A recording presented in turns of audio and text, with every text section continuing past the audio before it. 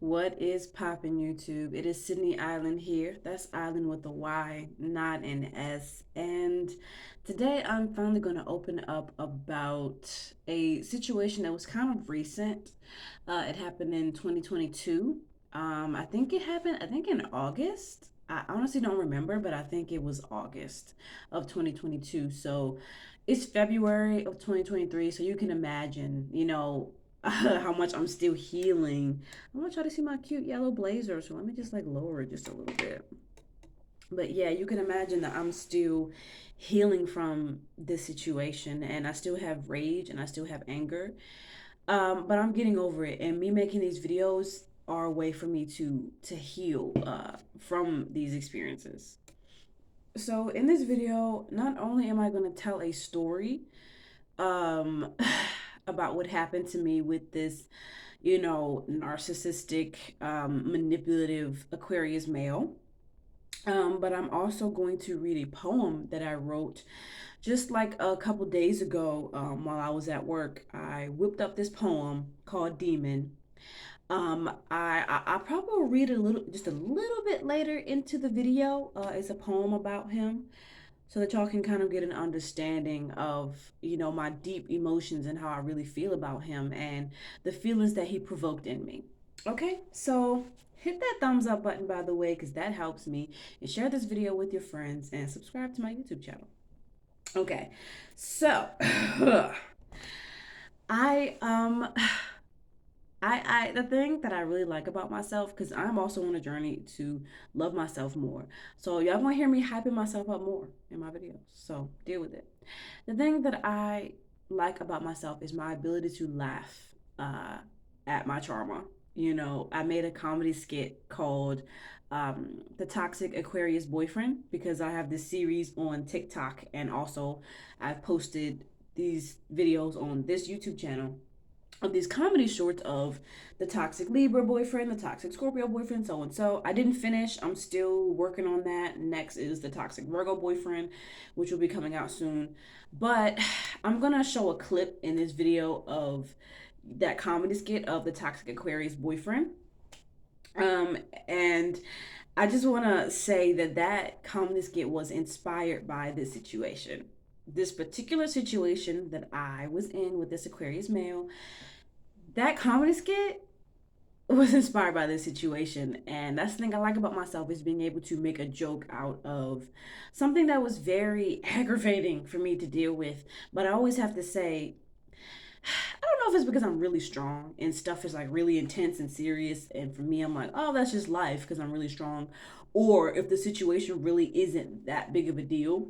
When I told my sisters about some of the things that I went through when I left home away from them, they always like, excuse me, I burped. They didn't say that. I literally burped. But they was all like, girl, like you are the victim of these situations. That was intense, and that like got emotional. And my older sister started crying because oh my god, I didn't expect that I would get into that. But yeah, she started crying because I was just telling her about everything that I went through, including this situation. And for me, I'm like, oh, it just makes me stronger. It just makes me stronger. And I don't know, I just go through things and I kind of just be like, it is what it is, it's life. But it actually really was challenging. So, anyways, let me just get into it. So, what should I call? I'm just gonna call him D. Just gonna call him D. His name was very similar to the name Demon, and that's why I made this poem literally called Demon, because his name was so similar. And I should have seen that as a red flag, that his name was so similar to the word demon. But we're just gonna call him D. Okay. So, anyway, so let's talk about how I met D. So, I was going through a lot. This was a period where I was just going through a lot. I had left home after a pretty bad argument with my family. I left home, and oh my God, I gotta go through this all over again. But yes, for y'all, for the young ladies out there, I'm gonna go through it because I really think it's important for women to be aware of the type of men that's out here and how to protect themselves from predatory men and manipulative men and men that literally can ruin a woman's sense of self and identity. And in this particular situation, it was so similar to the situation with Mr. Tate. That's his fake name. I made a story time about that when I was in a cult, which was a Christian homeless shelter that actually turned out to be a cult. Um, yeah, and I have reason to believe that Mr. Tate was the same zodiac sign as D. So, anyways, long story short, um, I was at a hospital in the lobby sleeping there because I didn't have anywhere to go. Like, I was homeless, y'all. Because my family didn't want me to come back home because I was arguing with them, I was beefing with them. Um, I don't want to get into the details of that situation, but um, I just was the black sheep. Lilith and Cancer. I was the black sheep, you know what I'm saying? The misfit. And I didn't have anywhere to go. I couldn't really come home. They didn't want me home. I made some pretty stupid mistakes, but we all talked about it and we all bonded after all this happened recently, and we all have moved on. And we're forgiving each other for hurting each other because we all hurt each other and we're just forgiving each other for that now. Um, thumbs up for growth. So I was at this hospital lobby with my pillows and my blankets and my bags and my suitcases and stuff with all my stuff. And I was literally trying to sleep there because I honestly didn't have anywhere to go. Oh my God, this freaking situation. It was hard, but I still was like going live on YouTube um, while I was going through this. I made a video. I was just live. I can't remember what it was. It doesn't matter. Let's just move on from that. So, because sometimes I'm like, I want to go into detail about other stuff, and it's like, stay focused, Sid. ADHD, stay focused. Okay, I wouldn't say I have ADHD, but I don't know. But anyways, so I was in this the hospital lobby, and the security officer came up to me, and he was like, "You gotta go, ma'am." Oh my God! Wait, hold on. That's not the right sequence of events. I should have thought about this before I turned the camera on, but the reality of it is that it got to a point where a security officer, like, they came up to me. He was like, "You gotta go, ma'am." This was the second day that I came back to the hospital after having slept there for a night, in the lobby with all my things. I came back the second time around. The first time, this really sweet nurse. It was this really sweet white lady with like short red hair and glasses. She was really, like, when I tell you, she was so sweet. And then there was this other older white man with, like, really tall with glasses, who like bought me food and stuff because they saw that I was there struggling. And this older white lady who was a nurse, she paid for a hotel for me, so that I can kind of like get out of the lobby of the hospital. And she paid for a hotel for me, and I slept there for a night. And then I was like, fuck. The next morning, I'm like, I don't have anywhere to go. So I went back to the hospital because I literally, y'all, I was so lost. So I went back to the hospital with all my things. And then this is when the security officer came up to me and was like, okay, you got to pack your things. You can't stay here. And then this short white dude who, I don't know if he was racist. I don't really know what his problem was, but he had a really bad attitude. He was really angry. And then he handed me these trespass papers and was like, "You need to sign these papers. You're trespassing and you cannot come back on this premise unless you are here to get medical help. If you're not here to get medical help, you cannot come back here, blah, blah, blah." He had this attitude. He was angry and just enforcing these rules over me, like I had came and was wreaking havoc or something. And I wasn't wreaking havoc. I was literally just sitting outside with my things, just chilling. I was filming a video once. I was singing a little bit. Maybe, I don't know, maybe that was a disturbance to them, but I was outside. So I didn't really see how that was a disturbance. This hospital was huge. There's a lot of space around. Like, people are going about their day. I didn't really see how I was a disturbance because I was by myself, wasn't nobody around, but whatever. So the security officer came up to me and it was like, "You gotta go." And then that's when all that stuff happened. And one of the security officers that came up there was D. It was D. He was let me just create an image of how D looked. He was a little bit taller than me. I'm 5'5", so maybe he was like 5'8", maybe 5'7". Dark brown skin, like shaved head, like not much hair, like shaved, almost bald, I guess you could say. Was he bald? I don't know. He had really, really short hair. And he was slightly like chubbyish. Like he was kind of chubby, like kind of thick, like stocky, I guess you could say. Like he would go work out at the gym sometimes, so he was like, he wasn't like completely out of shape. And you know, he had like glasses the first day that I met him. And anyways, so I didn't really particularly find him to be very handsome. I was not even looking at him in that way when he came up to me in the hospital. He was one of the hospital security officers, and they put me in a van with all of my things, and they said, "We're just gonna drive you to the supermarket with all of your things." So they just drove me there with all of my things, and he said, D said, "I'm gonna come back for you. Okay, I'm gonna come back. I get off at 5. I'm gonna come back and I'm gonna help you." And in my mind, I didn't really think that it was true. I was like, okay, I'll believe it when I see it. I was kind of skeptical, I guess. And I was sitting there with all of my things, honestly not believing that D would come back. I did not believe him. He saw me as a helpless young woman and he wanted to help me. He said, "I'm gonna come back. I get off at 5. I'm gonna see what I can do. I'm gonna see if I can help you." So I was like, okay. And so I sat next to the supermarket. That's where they dropped me off. I had all my things, my bags, my pillow, just sitting there. I grabbed a few groceries since I was at the supermarket. Thank God I had a little bit of money um, to get groceries, and I bought some fruit. I didn't have a lot of money, obviously. I bought some fruit and I bought a can of sardines because I just wanted to try sardines. I never had it before. It really wasn't. It didn't taste as bad as I thought it would taste. And I was dipping it in this like honey mustard, and there was these people right there. There was like these people, and oh my god, it was so embarrassing. And I was eating these sardines because I was hungry, and I put the sardines in this little wrap, like a bread wrap, and I put the honey mustard in there, and I was eating my sardines because I was hungry. And oh my god, when I freaking tell this story, I'm like, y'all probably think, oh my god, this girl been through it, and yes, the frick I have. So it was this dude. It was this dude, and it was this other female. It was like two guys and other female. They was sitting next to me. I think they was waiting for a ride or something, and I was eating my sardines, and dude was like, "Oh my gosh, that stinks! Oh my gosh!" He was talking to the other girl, being so rude, and I felt embarrassed, but I also felt angry. And I also just felt like I was thinking to myself, if he say one more thing about me and my goddamn sardines, I'ma say something. I was ready. And he was like, "Oh my gosh," he kept staring at me, and then he would get up and hop up and be like, "Oh my gosh, it stinks, blah blah blah." It was really embarrassing. And the girl kept trying to tell him, she was like, "Stop saying that. That's rude. Like, stop." I went through a series of very embarrassing, uncomfortable experiences. I gotta go pee. I'll be back.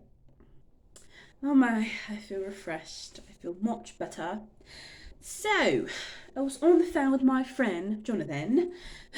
So I called my friend on the phone while I was sitting out there, and he was being super encouraging and awesome as he always is in this friendship. Shout out to all the Taurus males that ride for their Taurus female friends. I did a tissue.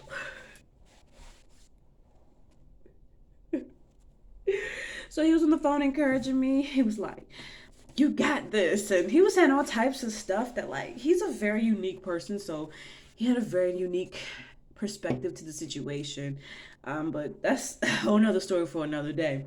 And he was saying stuff that really made me feel a lot better, but I also was feeling very depressed, very tired. Of course, I was homeless, didn't have nowhere to go. I was by myself, 25 years old, and I was like, "Oh my gosh, like, what if nobody comes and helps me? What if nothing happens? What if I'm just stuck here at this grocery store with all my things?" And looking back on it, I'm like, I was so blessed. Like, God really was looking over me that whole entire time. And I was like, what if I just have to stay here at this grocery store until the nighttime, and I'm just by myself in the dark at the grocery store with all my things, and I have to like sit there and sleep right there. Like, oh my god, this was such a hard,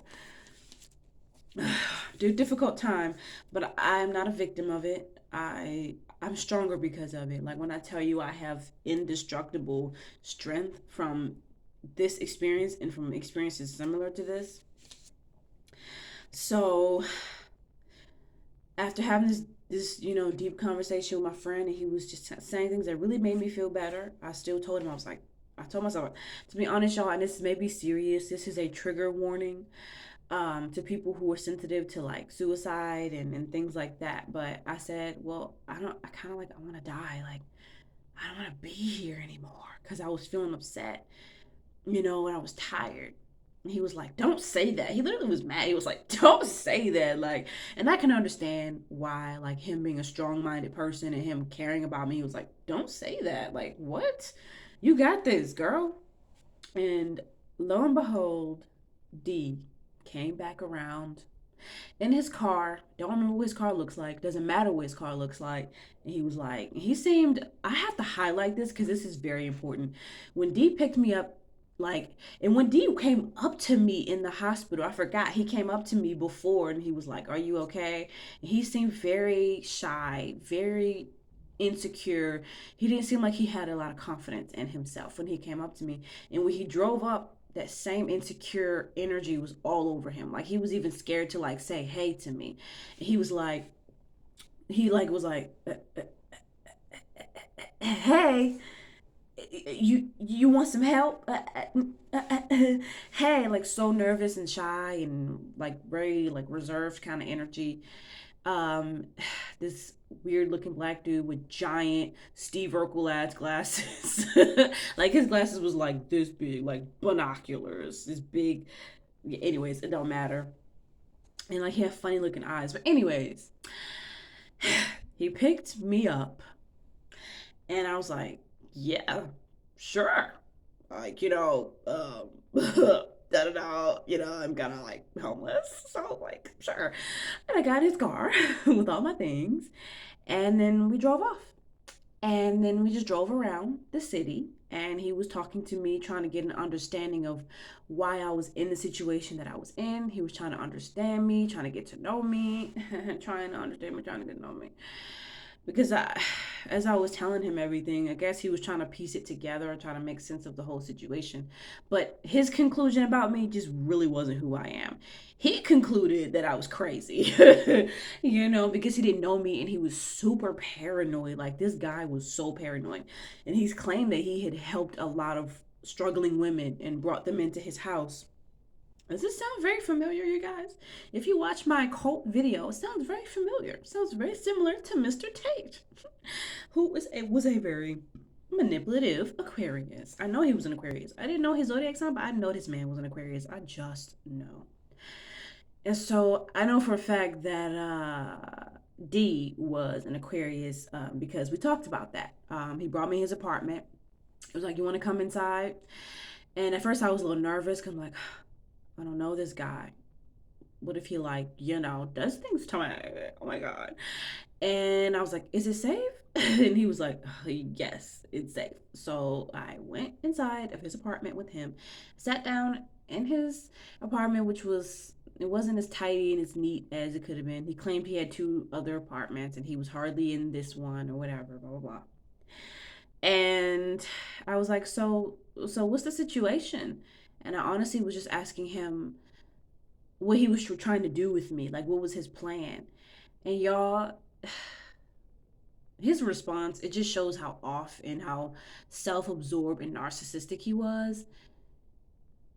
He was like, he smiled at me and I was kind of scared because I thought he was crazy, he was gonna kill me. And he smiled, he was like, you don't want to know. Because when I said, so what's the situation, I was like trying to figure out what he wanted to do with me. Like what was he trying to do? Like how was he trying to help me? Because he said that he was going to help me. He had been talking. He just, man, he had that Aquarius trait that I cannot stand, where he kept talking and talking and talking. And I should have known that he was crazy. I should have known that he was fucking psycho when he just kept talking and talking and talking to this girl he didn't know. He just picked up and he just kept talking and talking and talking.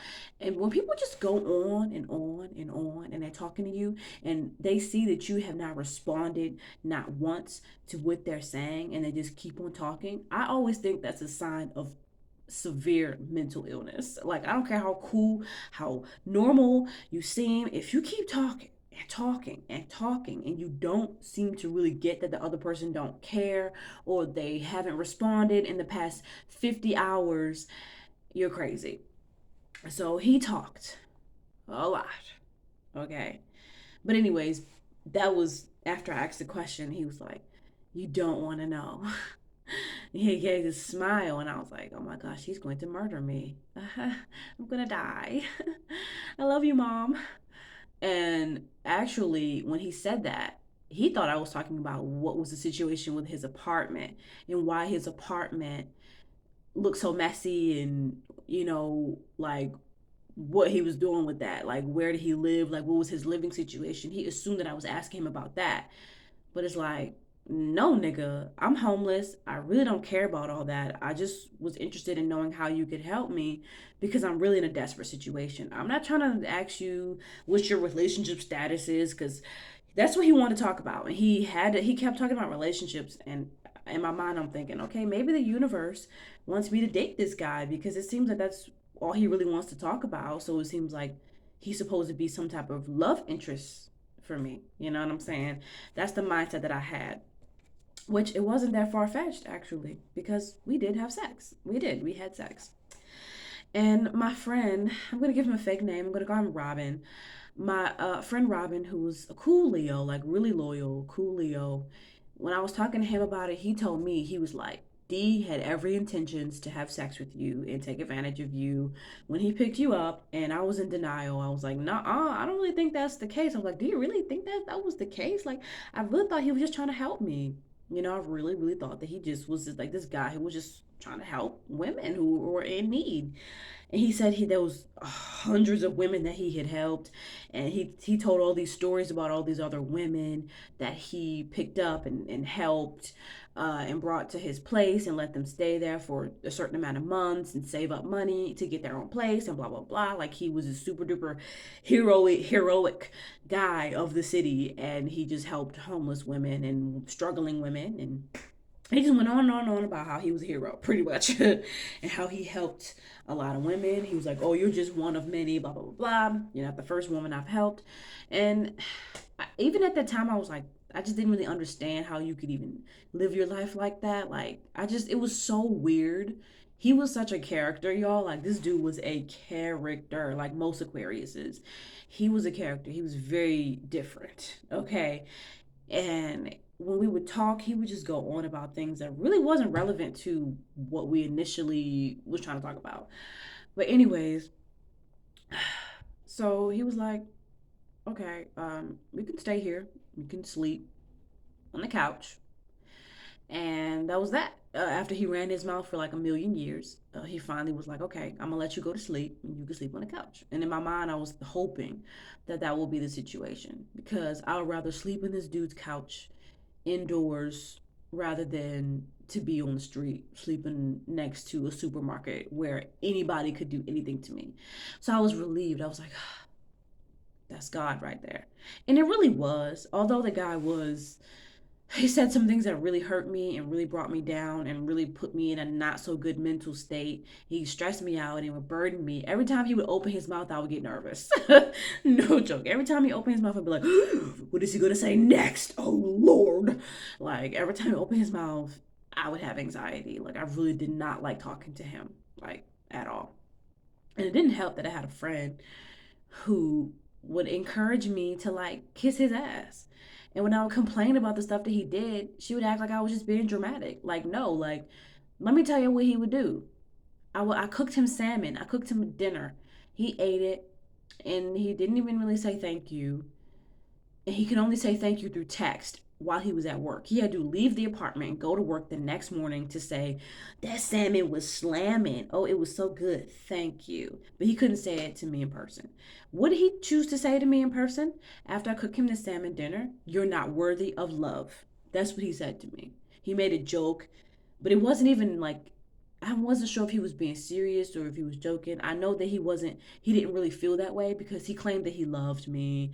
And he claimed that the red flag, the issue that I had with him, the main issue was not only that he was very discouraging and he would say negative things like, oh, all you do is sit around and dream all day. And I was literally working so hard to get this job so that I can make money. And I got the job.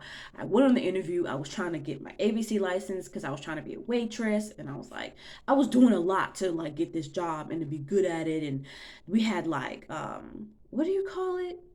I can't remember what you call it, but where you had to pass a certain test in order to like get the job as a waitress, and I ended up being a hostess instead. But anyways, I was trying hard.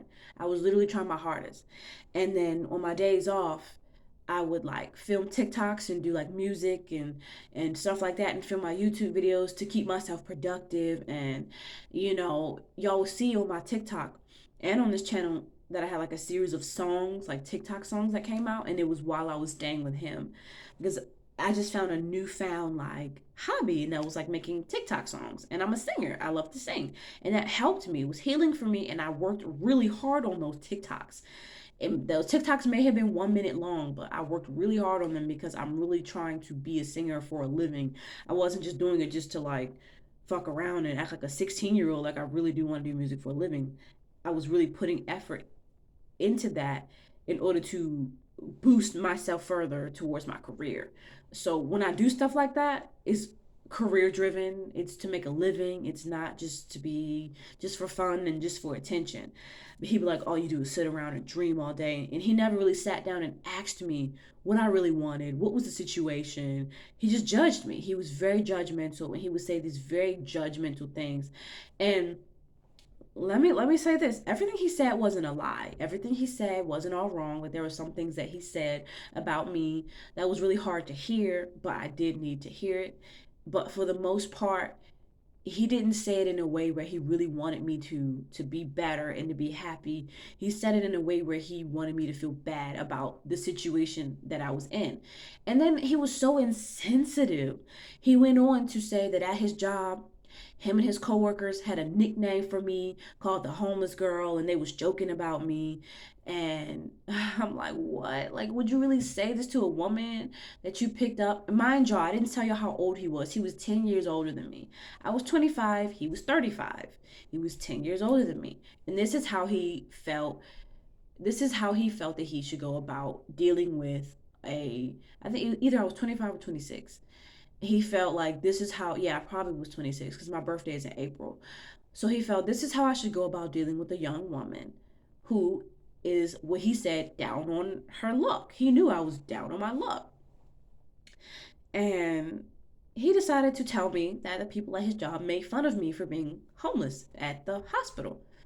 And I'm like, do you now see how that can make me feel hurt? How that can make me feel uncomfortable? But I'm a strong person. I'm a Taurus. So at the same time that it hurt me a little bit and it made me feel uncomfortable, it also made me feel like, wow, this guy's a loser. I have to go as soon as possible. So I really wish that I would have, let me not say that. Let me not say that. I shoulda, coulda, woulda. Like at the end of the day, it happened the way that it was supposed to happen. But the wild thing about it, y'all, the wildest of the wildest thing about the situation was he was an asshole when he talked. He was rude. He would say things like, you're not worthy of love, and you're not feminine enough, and you need to submit to me, and nah nah nah nah nah, and oh, this is why we can't be friends. And he would always send me these text messages. He could never really quite say it to my face about uh I was about to say the thing that really got me was every time he would talk to me in person, he would always say negative things to me about me. He didn't even really know me to even have all these ideas. But anyways, he would say very negative things to me. And then through text, he would say positive things to me. And which I could tell which was how he really felt about me. Because I showed him one of my YouTube videos and I could tell that he was kind of like gaining some type of attraction to me while he was watching me like sing and do my YouTube thing. He pulled up my YouTube videos and I could tell that he was getting excited to find out that I was very talented and that I had a channel and that I was a good singer and things like that. And so he had a crush on me. He didn't. I couldn't tell. Like with Aquariuses, you can't really tell. Like they're actresses. They say one thing, but then they really mean another. So he was fake. He would just say mean, rude stuff that really would discourage me and really bring me down. Like Aquariuses are master manipulators. Like they're so good and making you feel like crap about yourself. Like they should get a master's degree in belittling womenology or discouraging peopleology. Like really good at that. Like Aquarius males love to belittle women. It's their favorite hobby and they're really good at it. So he would send me text messages and be like, and it took him a minute to finally admit it, but he'd be like, I have a crush on you. I've had a crush on you this whole time. And I often fantasize about coming up behind you and wrapping my arms around you and kissing you. I'm like, damn it, you're 35. If you feel this way, why not take the initiative and just do it? How come you have to wait until you go to work to text me and tell me? And just kind of like don't even really say much to me, and then you have to wait till you get to work to text me and tell me that you have a crush on me. And he was like, oh, you're so sexy, you're all this, you're all that, ooh, you this, you that. But when he was around me, he'd be like, you're not worthy of love, you're not feminine enough, you're so immature, blah blah blah blah, and say all these negative things to me. And I'm like, wow. What an idiot. So anyways, he was very narcissistic. Like he was the true definition of a narcissist. He'd always run his mouth about his opinion about everything and would never not once ask me about my opinion about anything because he didn't care.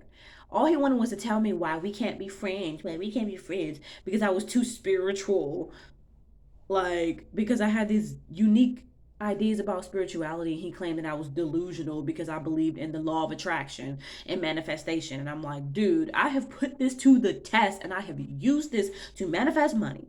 I manifested money. I manifested 1K subscribers and now I'm at 4K. Like manifestation, law of attraction is real. Okay? And people that you're probably a huge, huge fan of who are very successful and wealthy now probably use the law of attraction and manifestation. Okay? Jim Carrey, the comedian Jim Carrey, who I freaking love Jim Carrey, like he's woke. He talks about manifestation and how he manifested his whole career as a comedian. He manifested the millions that he made on the movie Dumb and Dumber. And here is D making fun of me and telling me I'm delusional because I believe in law of attraction and manifestation. And he belittled the life out of me. There was one time where he came to pick me up to take me to work. Yes, he was very nice for taking me to work. He was very nice for giving me a place to stay and letting me use his microwave and his refrigerator and taking me grocery shopping and things like that. Yes, he was nice. He was kind. He did kind things, but there was a hidden motive behind it that I didn't realize until a little bit later on, until after the situation. I was like, why did he do that? Like, did he do that because he really felt bad? But he did it because it was an ego boost for him. And he admitted that it was like he didn't have a wife. He's 35, he didn't have a wife. And he missed taking care of a woman and a child. And he missed being useful. And so he becomes like Captain Save a Hole, and it helps him. I think it's just an ego boost. It just makes him feel more like the man or whatever. I to this day really truly don't understand his motives and what he really was trying to do with me. But the wild thing about it is the sex was great. He was a hole, but when we got down to business behind closed doors, he really knew how to have sex. It was like some of the like the best sex I've ever had, to the point where it confused me and I got emotional and I started crying in the middle of sex because I felt like this guy gets on my nerves. Sometimes I want to cover my ears when he talks because he's so negative and mean. He admitted that he didn't care about my feelings when he would say mean things. But then when it was all over, he texted me because I had mentioned him in another video and I said that he was verbally abusive. And then he texted me and was like, I saw your video and I heard that you think that I'm verbally abusive and I'm so sorry. Please forgive me. Please forgive me. I didn't mean to hurt you. And I said, you are forgiven.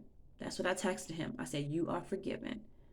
I had blocked his number and he texted me through another number when he sent me that. I guess he really wanted to reach out to me. And it was really weird that he was like, when it was time to go, he said that there wasn't enough space, there wasn't enough time for me. His daughter was coming. Oh, my accent. When I talk that Baltimore accent come out and say his daughter, yes, his daughter or his daughter was coming. Who she was like 18.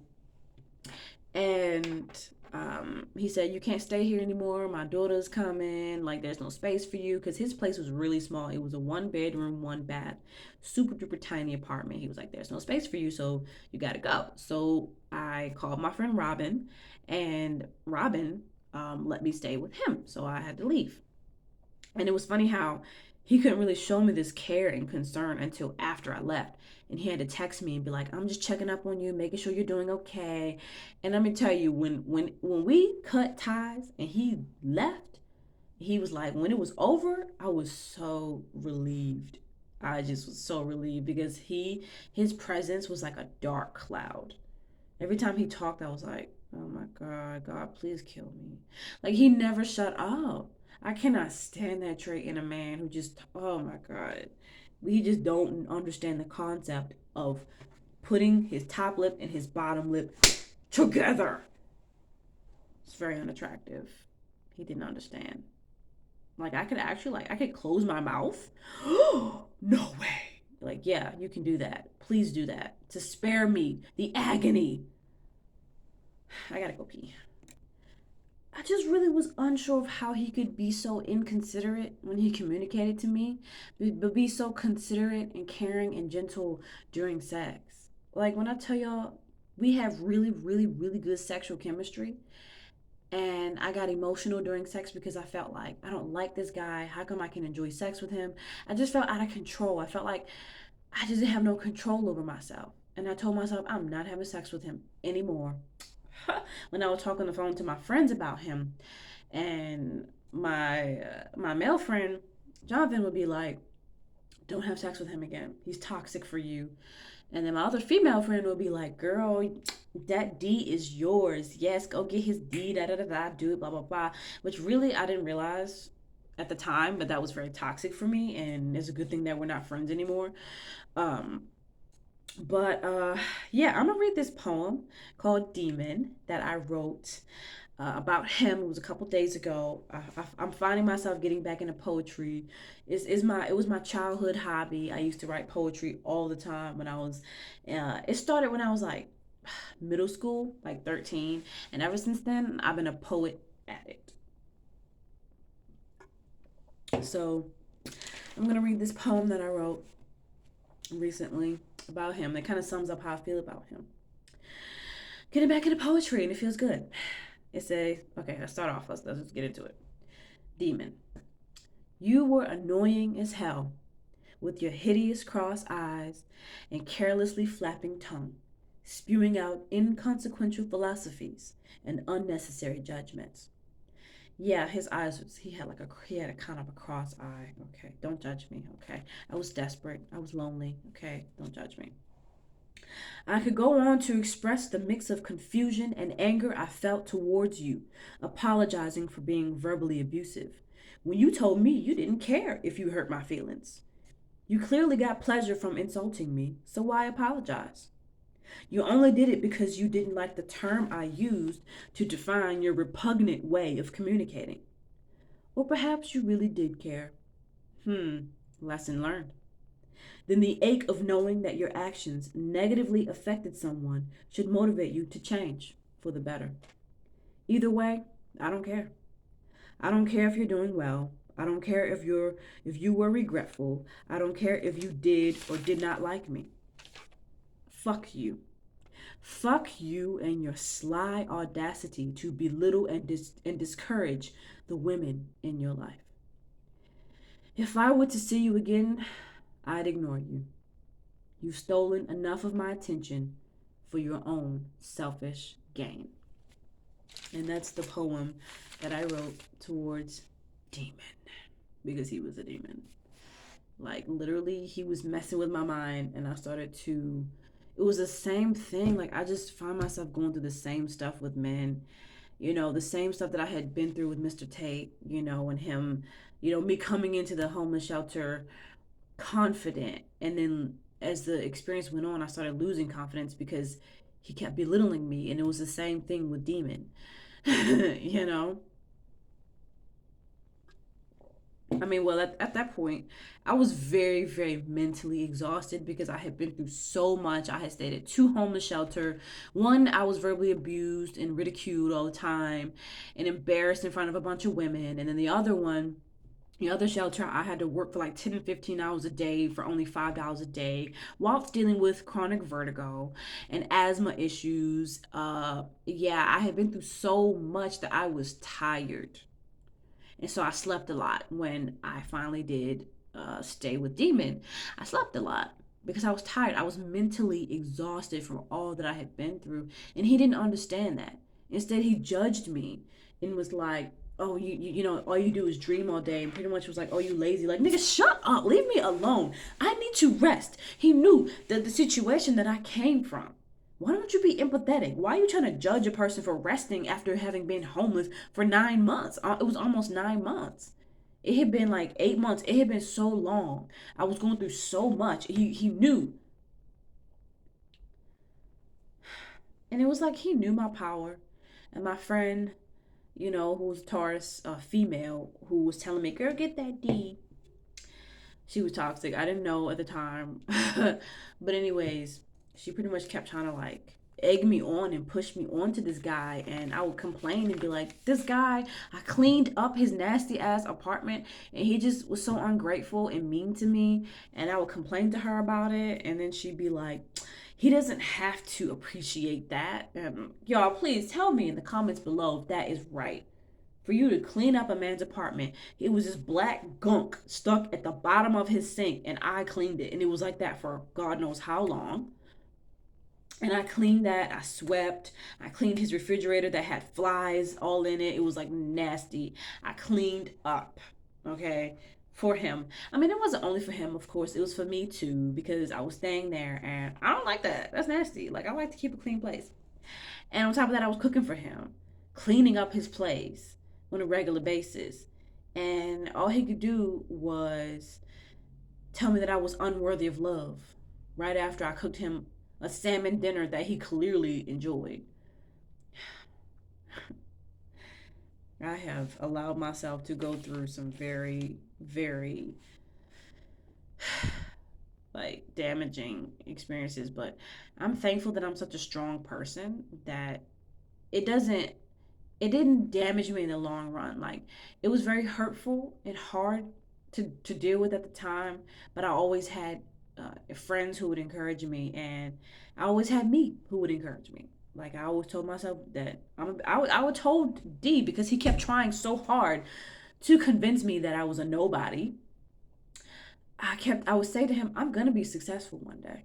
And he finally broke after constantly trying so hard to convince me that I was not anything, and that I was a piece of crap, and that I wasn't going to be successful, and that I was a nobody, and that I was just so flawed, and all of this because I was too spiritual. And like, okay, I'm spiritual. That's me. And it's a problem because you can't manipulate me. He was like, oh, out of all the women that I've dealt with, you're the biggest disappointment, because I realized all that spiritual stuff you be talking, you really believe it. And I wanted to run. I wanted to run when he told me that. He would make fun of me and be like, oh, well, I'm not sure if you was going to manifest a ride, and like make jokes about me believing in manifestation. That's a long story about the ride thing, but I wasn't quite ready when he showed up to take me to work. He was in a rush, and he was like, I don't know why you're not ready when I came over here. I don't know if you're going to manifest a ride. At the end of the day, y'all, as y'all can hear from how he approached me in the beginning, he was very, very, very insecure, and he considered himself to be a beta male. He claimed that he had these feminine qualities because he was raised by his mother and blah, blah, blah, blah. And obviously, he took out his deep feelings of emasculation onto me. He took out his feelings of emasculation on me. He tried to belittle me and make me feel bad because he felt belittled and emasculate, and he felt like he wasn't a real man because of his traits. He was an introvert. He was super shy. He said he didn't talk to anybody at work. You're that way at work, and so this is how you are behind closed doors with a woman. You're a monster. And he said it out of his mouth. He said, I'm a monster. And he was like laughing about it. And he said that the previous woman that he was with, he said to her, She had cleaned up the place, and he would go behind her and say like, "Oh, you missed the spot. Oh, it's not clean enough." And she would get frustrated and be like, "Oh, nothing I do is ever good enough for you." And he said, "Oh, her pain." He was like, "Oh, your pain is my entertainment," or something. He said, "Your misery is my entertainment." And he was saying pretty much like the woman's misery, her frustration with him was his entertainment. He was entertained by making a woman miserable, by making a woman feel like crap. And it was the same exact trait as Mr. Tate, who was the pastor who led the cult. And I just thought to myself, how did I end up here again? Like, how do I end up around men that just love to manipulate and control women? And his only way of dealing with a woman is to make her feel like complete crap. And what I've learned though, I always have to have a takeaway. I always have to have some deep lesson from every experience. And I've learned that that is signs of a dishonorable man. There's two types of men. There's an honorable man and there's a dishonorable man. And an honorable man uplifts and encourages his woman. He wants her to feel good about herself. He wants her to feel beautiful. He doesn't want to control her. He gives her free will and he allows her to say what it is that she wants to say. And he doesn't judge her and make her feel like she needs to be who he wants her to be. I recently attracted an Aries male who was the same way, who he was very, very controlling, like an extreme misogynist. He would talk about how the man was better than the woman, blah, blah, blah, blah. And I'm like, what's going on in my world? What's going on in my chakras that I am manifesting guys like this into my reality? So now I'm looking within to heal from, my negative views of masculinity, because clearly there's something wrong with the way that I view men or something for me to attract these types of guys into my life. And so I'm working really, really hard. And that's why I'm making this video in the first place, is to heal, to let it out, to talk about what I've been through, because I've been dealing with this and the anger and the hurt and the pain, and I'm paranoid and I don't have a lot of trust for people because of this. And this is how I heal, because I don't want to go into my next relationship still mad at Demon. And then the guy that I'm with does something and says something that triggers me, and then I'm thinking about, oh my gosh, you just like Demon. No, no, no, no. I don't want to put that out on the next guy that I'm with. I don't want him to have to suffer because of what Demon did and all those other guys. So I'm making this video to talk about it and to heal. Okay? Yeah, that was a mouthful. I said a lot. Let me think. Is there anything else I need to add to this story? So I'm gonna wrap it up by saying that Demon said to me through text, because he could never say anything positive out of his mouth. He said through text, "I love you." And in my mind, I'm like, I said I love you back, because at the time I didn't really know how to respond. I wasn't really sure if I loved him. And to be honest, I didn't. But I don't know. I was very naive at that time and just kind of going with the flow. I didn't really know how to react and respond to things. So I said, "I love you." I said it back. But looking back, I didn't feel that way. And I realized that he just did not know how to love. And a lot of males don't, because they were raised to view themselves as, they feel like they have to act a certain way to be considered a real man and to be masculine. And it's very, very toxic. I don't like over like too much aggression, like just that asshole vibe, being mean, being rude. Some women like that, but not me. Okay? And a woman who really values herself is not going to be in a relationship with a guy that's just a mean ass. That's not attractive to a woman who really loves herself and wants to have a healthy relationship.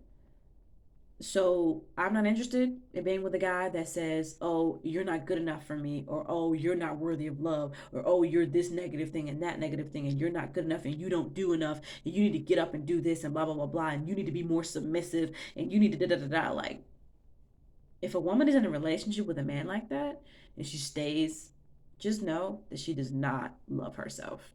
She's very, very insecure. And I'm not gonna, like, he didn't like that I had my own mind, and that was the reason why he would say so many negative things to me, because he was trying really, really hard to control my mind and make me. He even admitted that he used to be super manipulative, and that the way to deal with women was to manipulate them. He was like, "Oh well, I could manipulate you, but I don't have time." And in my mind, I'm like, "You're manipulating me right now. You're not fooling me. You're saying, because I'm smart, I can read through, I can see what is going on. You're saying that you're not manipulating me because you don't have time. And that's a form of manipulation. He was trying to manipulate me by saying that. So I see right through you. I saw right through him. And he kept being so rude. And one day I just sent him a text message and I said, "You can never make me feel inferior to you, no matter how hard you try." And he was having issues with other women in his life. There was this other female who had sent him a long text message. Apparently, it was his female friend, and they had this argument. And she said, "Oh, you have to belittle people to make yourself feel better." And he told me about that. And I'm like, oh my gosh, she's right. And I wish that I would have said, "You know what, demon? Yeah, she's right. You do that." And he would just project a lot of his insecurities onto me. He was super insecure. And one time I was in the living room just trying to watch TV. He came out there and he was like, "Oh, that girl saying that I belittle people to make myself feel better, she should have said that to you." Just because, oh my gosh, the cat. I'm sorry, the cat was tripping. And he said that just because I had made a comment about somebody on TV. Like, you're a loser, you're lame. Like, I know exactly what you're trying to do. You're trying to take something that don't mean anything and you're trying to turn it into something else. Like, I'm just watching a movie. Of course, there's people in TV that you're not gonna like and you're gonna say something mean, like whatever. And he was like, "Oh, she should have said that to you." Ugh, he was just so annoying. God. He said the other women that stayed with him couldn't stand him. And I understand why. Because he wasn't a woman friend. Like, he wasn't the type of man to be a really good friend to a woman. Like, he didn't know how to deal with women. That's why he wasn't married at 35. Because the only way you know how to deal with women is to make them feel like crap about themselves. And no woman wants to be around a man like that because everybody wants to feel good. Everybody wants to feel good about themselves. He was an extreme narcissist and he was truly like the true definition of toxic. And every time I was around him, I would feel like I just didn't feel like myself. I didn't feel like I could be myself. He didn't accept me for who I was. He made fun of me for who I was. And at the end of the day, he even used my experience with Mr. Tate and the verbal abuse that I had been through and all the stuff I've been through with family. He even used that against me to manipulate me and make fun of me and make me feel like crap about all that I've been through instead of just being encouraging and being like, "I know you've been through a lot. Let me, let me help you. Let me make you feel better. Like, you've been through a lot. Let's build you up again. You've been through so much and people have tried to tear you down. Let's like build you up." But he just aided in that, and he just wanted to tear me down like everybody else had. He was like, "Okay, she obviously feels bad about those things. She feels insecure because she's in the situation. How do I make her feel even more insecure so that I can have some type of control over her?" He didn't like that he couldn't control me. I'm like, I'm set in my ways. This is what I believe in. This is my personality. This is what I want to do for a living, and there's nothing you can do to change that. And you don't tell an insecure narcissist. Don't tell him that. No, seriously, do tell him that. Tell him, stand up for yourself, because when you don't stand up for yourself, those types of guys, they love that. They love a woman who doesn't stand up for herself, because then it gives him leeway to just be an asshole and get away with it. So I'm glad that I stood up for myself. I wish that I hadn't have let him insult me. I wish that I would have stood up for myself a little bit more. But I really tried the best that I could in that situation. And we're gonna stop. That's all that I have for this video. Hold on. Yeah, the cat be tripping, but yeah, that's all I have for this video. And before I leave, I just want to tell all you women to really, really just love yourself and value yourself. Truly, truly. And that's all I have. Bye bye.